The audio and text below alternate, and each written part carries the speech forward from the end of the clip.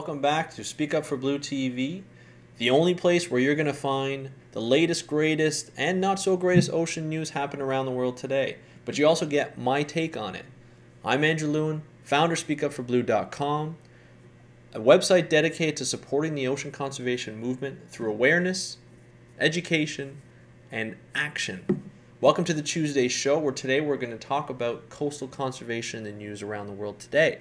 And today's first story actually brings us to the UK. And the question I have for you is, have you ever heard about that? Have you ever wondered about that piece of water that resides between Great Britain and Ireland? Well, apparently not many people have either. That piece of ocean is called the Irish Sea, and an organization called the Wildlife Trust have recently launched a website dedicated to the Irish Sea to raise awareness of the biodiversity that's in it and also protect that biodiversity.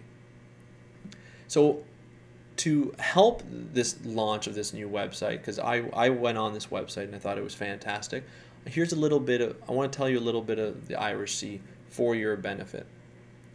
The sea is connected to the Celtic Sea via the South Channel and the Atlantic Ocean via the North Channel. The sea is 210 kilometers long and 240 kilometers wide, and its deepest depth is actually 175 meters, which is almost 500. It's more than 500 feet.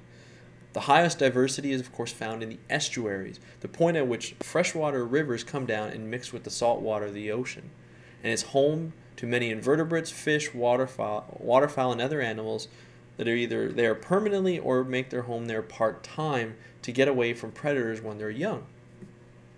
The open water can also be quite complex because you're getting that influx from fresh water coming into the open ocean and actually traveling all the way in, floating where that fresh water actually, that warmer fresh water actually hits the top, floats to the top, while the colder salt water actually goes to the bottom. So you get a lot of different species happen that are living on the top and on the bottom of the sea, making the open ocean quite complex, which is not normally the case. And of course, here are some of the major species that are found that you might find throughout the year in the Irish Sea. There are somewhere between 30 species of sharks, including the basking shark, which is the second largest fish in the world, the thresher shark, the blue shark, the mako shark, the port beagle sharks. And of course, a lot of species hang out in the seagrass beds, rocky reefs, mudflats, which also house urchins, Dublin Bay prawns, brittle stars, and of course honeycomb reefs which are made up of living worms. And there are 12 species of whales, dolphins, and porpoises, including the harbor porpoise, the bottlenose dolphins, and the minke whale. And every once in a while, leatherback turtles make a visit in the Irish Sea as they eat swarms of jellyfish. So there are tons of animals. Those are just some of the numbers. There are quite a number of other species that are in there that contribute to this rich biodiversity.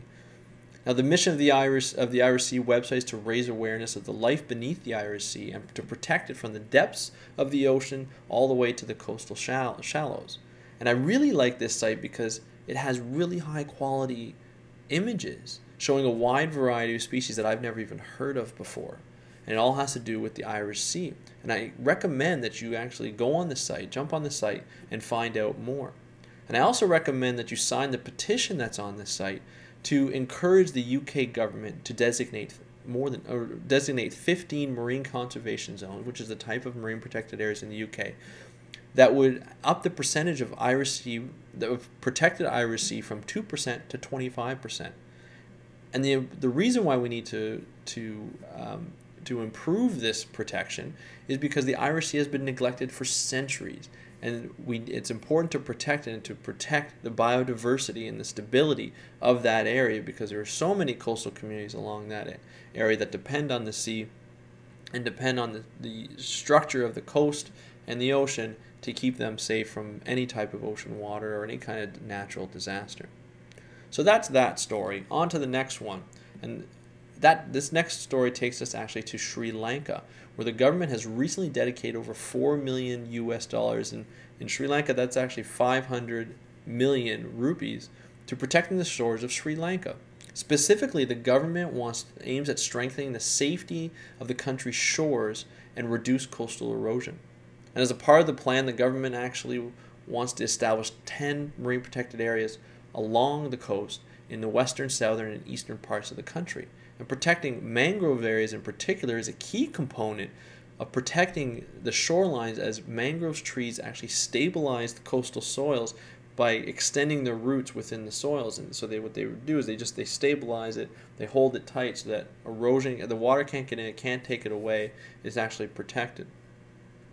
Now the government also wants to pump sand and build beaches and breakwaters in the areas where erosion is most severe to protect that coastal community. Now these plans are probably a good idea considering reports issued after the 2004 tsunami that devastated the region and caused hundreds of thousands of casualties across India, southern Asia, and even northern Africa.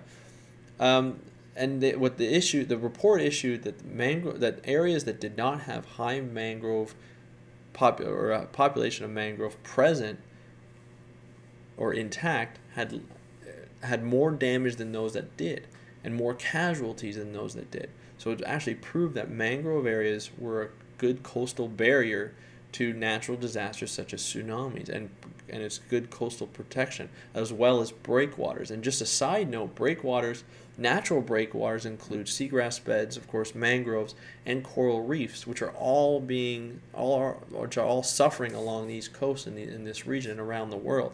So protection, there's actually an incentive to protect coral reefs, seagrass beds, as well as mangrove forests, to secure the shoreline from any kind of natural disasters. And mangrove forests, unfortunately, are often destroyed due to deforestation, removal for shrimp aquaculture, and coastal development.